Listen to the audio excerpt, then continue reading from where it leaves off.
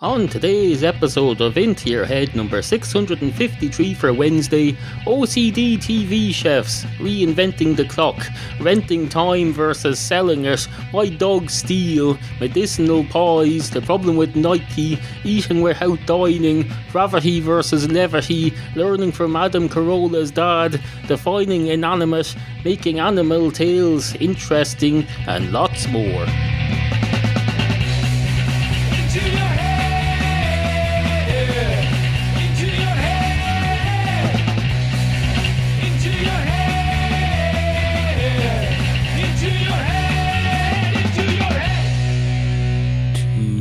Dogs walk into a bar. One of the dogs goes straight up to the bar counter and says, "Hello, can I have a pint of your finest dog milk, please?" And the barman says, "I think you'll find the best way to get a pint of your finest dog milk is to get it out of your mother, the bitch. Get it out of your mother, that's where a dog gets dog milk." And the dog goes, "Well, for one thing, I don't have one. For another thing, even if I did, there's no way of measuring out a pint out of a dog. Milk or no milk, you can't go measuring it out. Although I suppose you could hold a pint glass under it. Do you mind if I steal one of your pint glasses?" And the man behind the bar says, "I don't think you quite understand how the concept of stealing works. If you ask my permission, then it's not stealing. Although I don't grant my permission to you to steal or to take or remove or whatever we call it a pint glass. Don't you dare steal one of my pint glasses. Those are fucking expensive. As you'll know, if you ever bother to try and buy one honestly in a shop, they're a lot more expensive than people say. Have you ever gone to a fucking shop and looked at how expensive those pint glasses are? They're about 8 million euros each. No wonder you steal them. That's not saying I condone your stealing. I'm just saying I understand it. But don't do it. Don't do it. Wherever you do, don't do it. Don't listen to Nike on this front. Well, maybe they're not talking about stealing when they say do it. They don't specify. That's why I have a problem with Nike. Nike, stupid name for a cat or whatever it is they're selling. Who would buy anything called Nike? Nigh on, it's key time. It's nigh on time for key. It's key like a meal. So somewhere where they don't have tea, they name it after some other beverage or item that's included. I don't know. Over where I live, we have the evening meal is called tea by some people, and it's called tea because it involves tea and food. But I suppose there's some places where they've never heard of tea and they have to have something else to name it after. So I suppose they do that. I don't know, says the barman, and the dog says, "Fair enough. I suppose I'll just go somewhere and buy a frigging pint so I can get some milk out of my dog mother who's dead. I suppose there's nothing unreasonable about that. Thank you very much for your time, your timular resources, which you've lent to me, or given to me, I suppose. If you give someone a few minutes of your time, are you giving them your time or are you lending it to them? Are they giving it back? No, because they're not giving it back at the end, so you're giving them your time. It's a resource that's not endless. You can't just give out some and then still have as much left. No. Anyway, hello and welcome to the show. We've a lot to get on with today. Items that need to be attended to, issues that need to be addressed, topics. Topics. We've got lots and lots of topics. We're positively moving to the seams with topics. We've got topics coming out of this mouth, this mouthal orifice, this mouthal outlet, which is also an inlet. I put stuff in through this mouth and I let stuff out through this mouth, and I store stuff in the mouth, although not for long periods. Occasionally occasionally. If I take a headache tablet, I'll shove that into my mouth and store it in my mouth until such time as I can get to a water fountain of some sort. It isn't usually a very long period of time. If it's going to be long, I'll just swallow them. I'm one of those people who can swallow tablets whole and dry. I'm not a fucking wuss. There's a lot of people here that can't take a frigging tablet without shoving 10 gallons of liquid down after it. No. The whole point of a pill is that it's self-contained. It's like the medicinal equivalent of a pork pie. But you don't have to have mash or vegetables separately with it. It's a self-contained meal. Pie is the peel pies, I suppose. Another way of putting it, although it doesn't make any sense. So that's why I elaborated for a minute and 10 seconds. There's no point abbreviating things or having these frigging what do you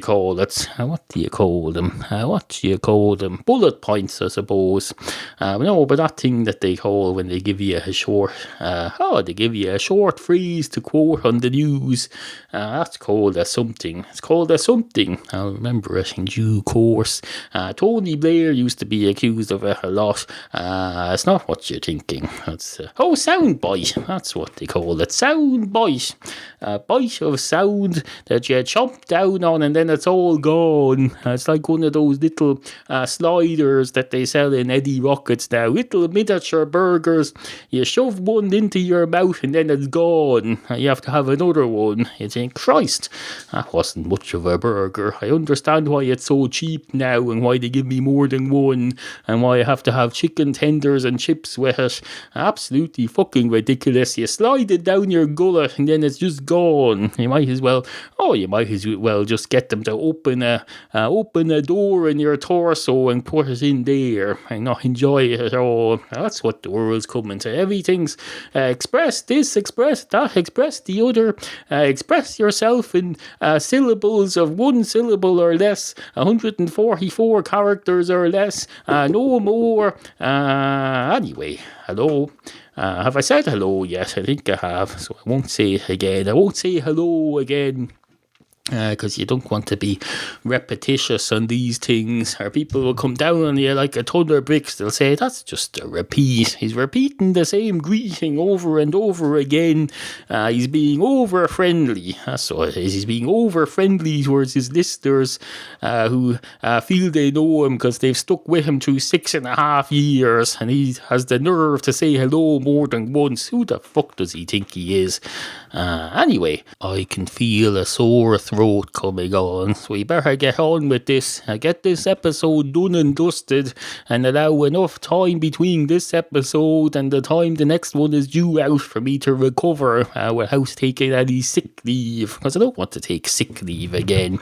Every time I come along to this podcast and say I'm going to take sick leave, there's people say, any more of that and we'll sack you, we'll have you removed from office, we'll have you replaced with someone from the Nerdist or something. I don't know. That's what happens to these things. Bollocks. Adam Carolla. It's the Harsh World podcast. You know, Adam Carolla sacked his own father from his own fucking podcast because it wasn't making any money. So if I come along here and say, hello, I'm taking a couple of days off because I have AIDS, I don't know what would happen.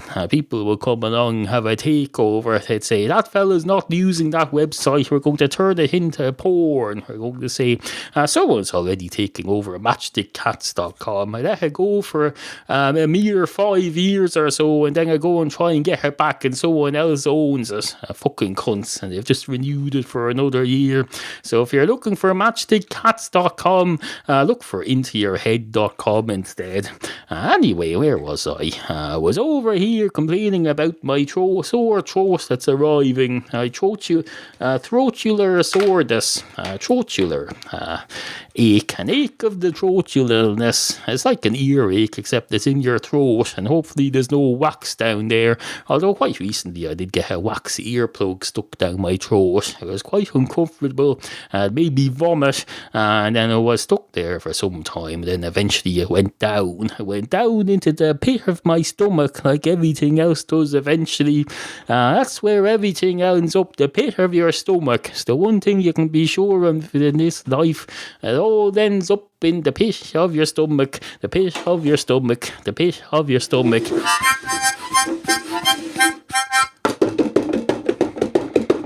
Oh, we have bongos now.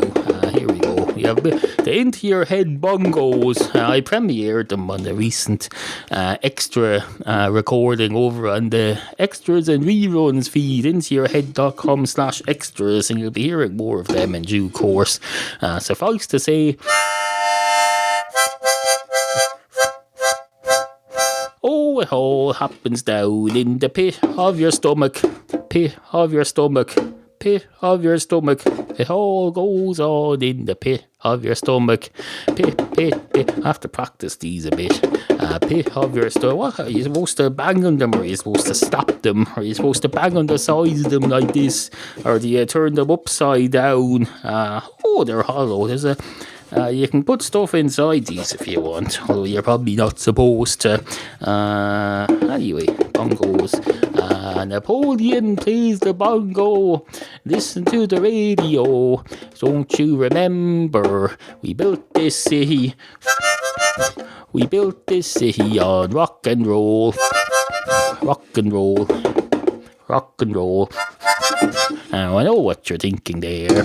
You're thinking, Christ, scraping the bucket of entertainment. This is the entertainment equivalent of Big Brother 12 on Channel 5, coming soon.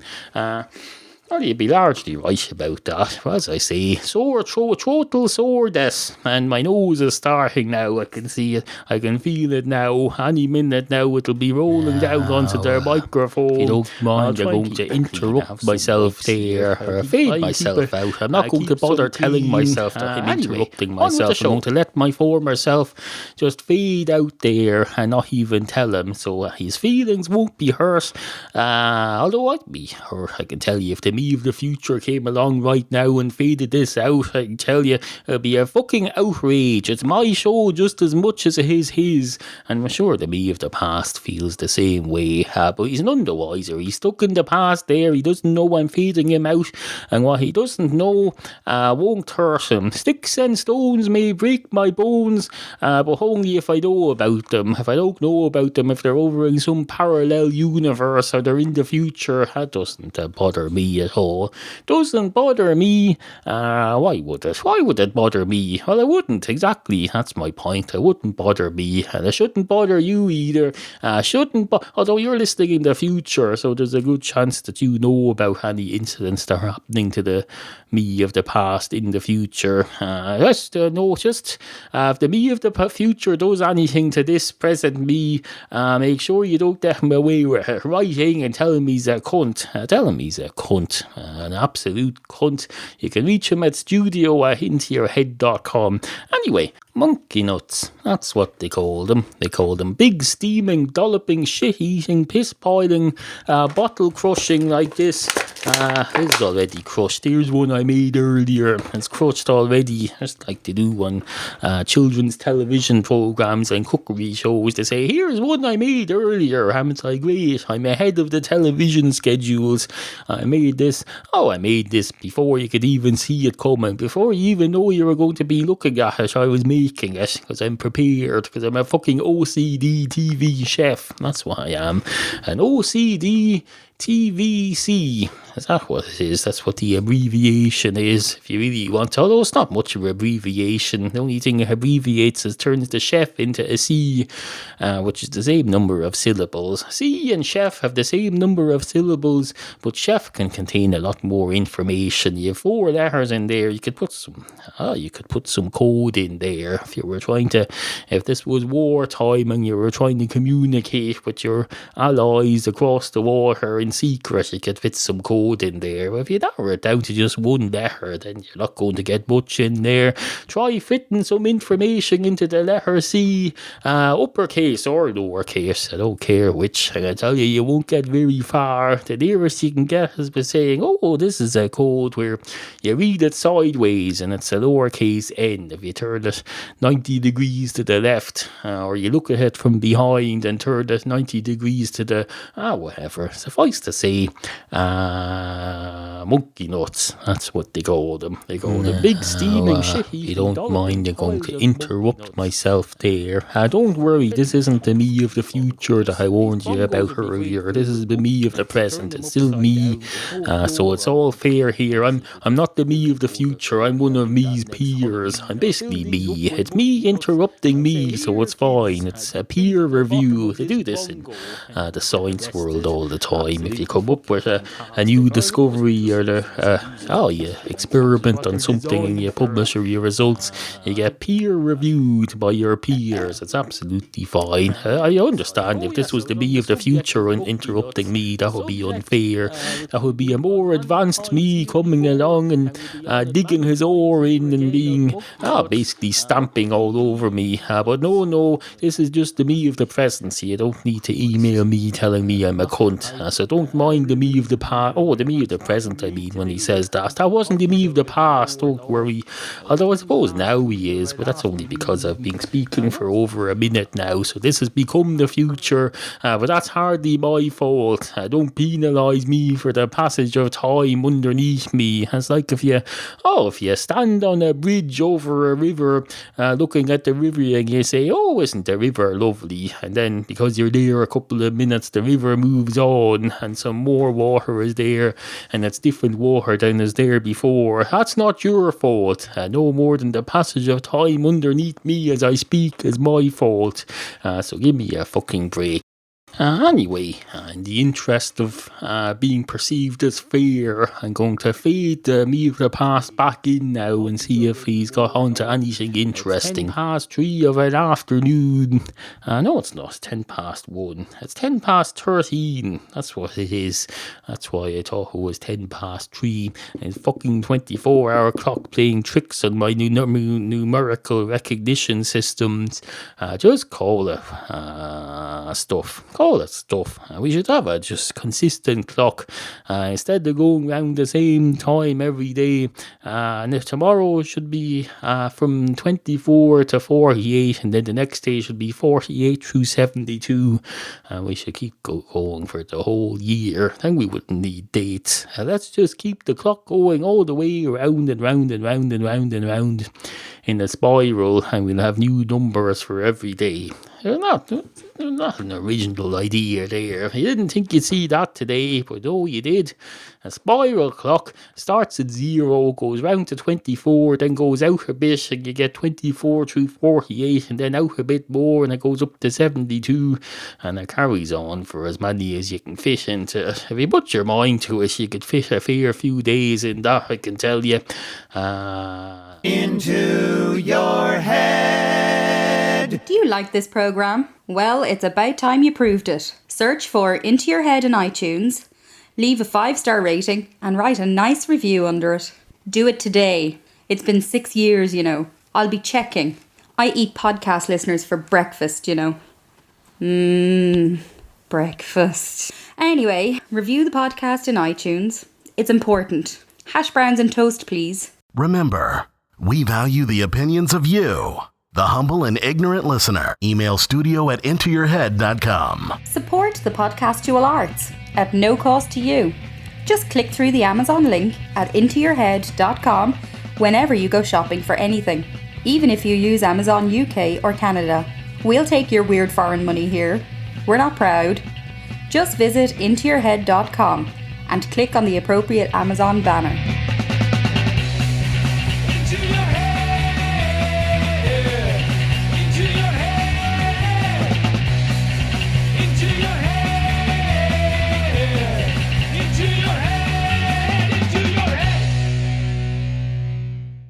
Once upon a time, there was a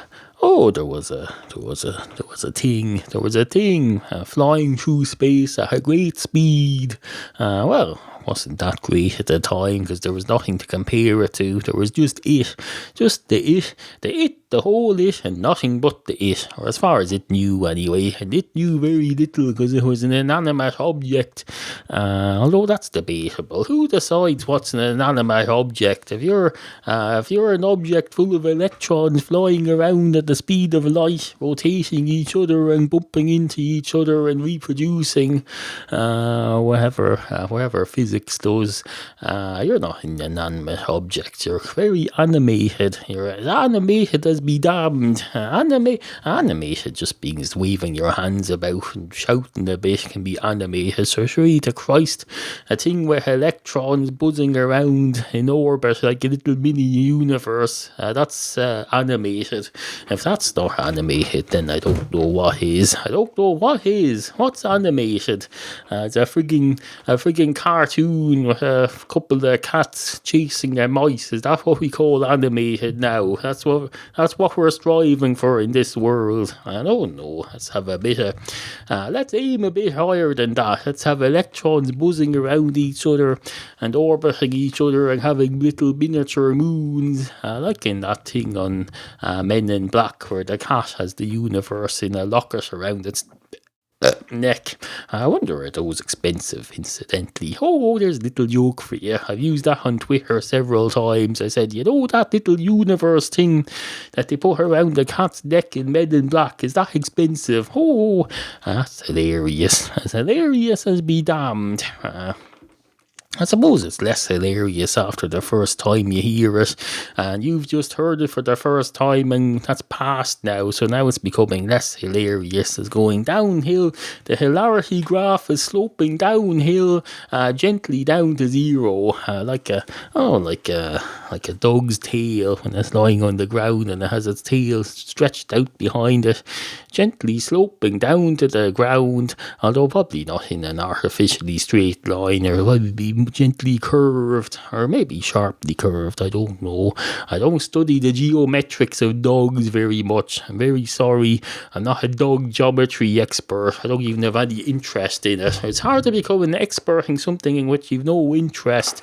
The cat's tails, I suppose, I could probably get interested in that if I had a few coffees and then got drunk and then I ran out of things to do. I could probably get interested in that. If there was a power cut or something, I don't know. I wouldn't want to waste any precious light or battery that I had looking at a cat's tail then, so I probably wouldn't. I'd probably just make a mental note of it, saying, that might be an interesting thing to look into at some point, or at least to get a podcast segment out of it if I don't. Anyway, two anonymous objects walk into a bar. One of the inanimate objects goes straight up to the bar counter and just sits there, and nothing happens whatsoever. It's an inanimate object. It's not really a good precedent for a conversation-based story, I can tell you. I've learned my lesson now, I can tell you there. Won't be doing that again. Anyway, two cats walk into a bar. One of the cats goes straight up to the bar counter and says, "Hello, can I have a 2013 cat calendar, please?" And the man behind the bar says, "Sir or madam," because it's very hard to tell with grown-up cats. It doesn't really matter, I suppose. I treat all sexes equally in here. But no, I don't sell calendars in here. This is a pub, a public house. And the cat behind the cat in front of the bar says, "If it's a public house, it's like any house I know, it'll have a calendar in it." And the barman says, "That may well be true. There's probably one in the office, but I don't sell them. And I'm not selling the one that's in the office. I'm not going to, in the middle of the year, suddenly sell my office calendar that served me well up till now. I plan to keep it until the end of the year. If I can find some sucker who'll buy it at the end of the year, then I suppose I'll sell it. Come back on the 31st of December, I'll tell you, and then I'll sell you my calendar." And the cat says, "Fair enough. Although, is it a 2014 calendar?"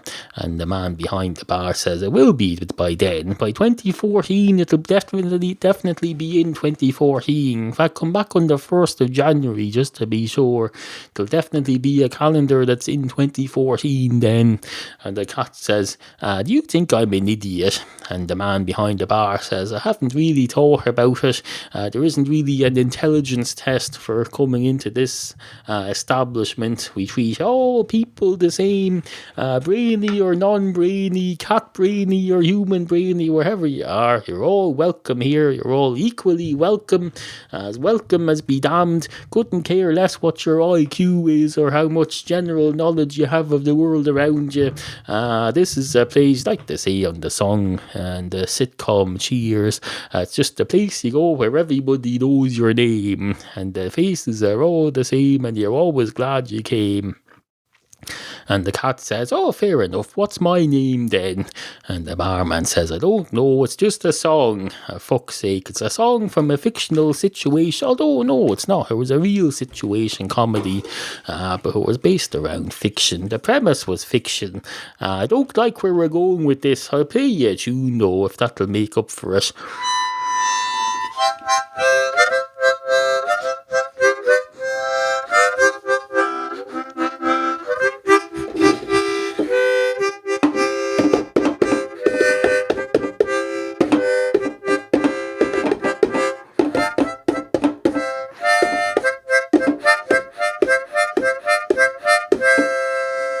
And the cat says, oh, thank you very much, that was very good. Are those bongos? And the man behind the bar says, oh no, these are just a couple of barrels, couple of empty barrels. Now that you mention it, I could probably have one half empty and one half full and get different sounds from each of them. That's an idea now, thank you for that. Maybe I'll start doing that. It'll be my little gimmick. I'll be the barman who plays the improvised bongos on the beer barrels whenever anyone asks him a difficult question. And the cat says, what question did I ask you? I can't remember. The barman says, I can't remember either. I don't know where we're going to go with this, but thank you very much for your time. And a great night is had by all. Hello, this is J. Edgar Case here. Whenever I am listening to fine podcasts, I tune into your head program because it's very clean. Support the Podcastual Arts at no cost to you, just by sending Neil money. Visit intoyourhead.com and click on the tip jar to make a once-off donation. intoyourhead.com. I know what you're thinking there. You're thinking, Christ, he's doing the I know what you're thinking there thing for the second time in one episode. In as few as one episodes, he's done this as many as 2 times. If you count this one and you count the other one, which I suppose is true. If you count the 2 times in which I've done it, that makes a total of at least 2. No less than 2. Although you have to admit it's no more than 2 either. Unless I do it again in the next segment. Or this will probably be the last segment, though. Or will it? There's a question for you. Will this be the last segment? Or will there be another one after it? Or will I record another one that goes in earlier in the show? You never know with these things. It's all unplanned. I don't have a plan here. If you have a plan for this show, then I'm afraid it's probably not going to come true because I don't have a copy of it. And even if I did, I wouldn't stick to it because I'm this is my thing here. You don't send me your plans and I won't send you my plans for your life. I don't come along and tell you when to have a piss. If you want the plan set out, do it yourself. It's a DIY channel. It's one of those community channels, life is, where you, the viewer, gets to put your input in, although you do have to put in an application, and there's a limited number of people allowed to do it. But that's a theological thing. Let's not get bogged down in theologistics. Or physics or whatever hell else, biology I suppose. Theology and biology are two competing forces, and then of course you have gravity and graveness. What's the icky word for graveness? Is that gravity too? Because that's going to be confusing. You have the concept of gravity that pulls things down towards the ground, and then you have the concept of graveness, which I would maintain should be called gravity 2022, which drags people down, metaphorically drags people down. So what are you going to do about that, language gurus? Now that we've sorted out the anti-disestablishmentarianism thing, see the previous episode for details. Or was it the episode before? It's one or the other. Either episode 652 or episode 651. I reveal a development in my long-standing relationship with the word anti-disestablishmentarianism. So now, and I've put that behind me now, so I'm on to gravity. Gravity. It's not one of the finest words in the world. I'm not going to be naming a cat after it, but still a word nonetheless. And I've never heard anyone say graveness, but I don't hear them saying gravity instead, because they're afraid to, because they think that'll cause confusion. People will think I'm asking them to not float around while they're at this funeral ceremony. I'll tell them, we want a sense of gravity and decorum here, and they'll say, fair enough, I'll just sit down and not wear balloons strapped to my head, which of course that would satisfy both requests for the non-gravity and the non-graveness. But of course you probably didn't think of that. You're too busy trying to find problems where none exist or where they've already solved themselves. That's what you get for being negative and grave. Anyway, on with whatever's next. Sit, Jody, sit. Good cat. IntoYourHeadPodcast.com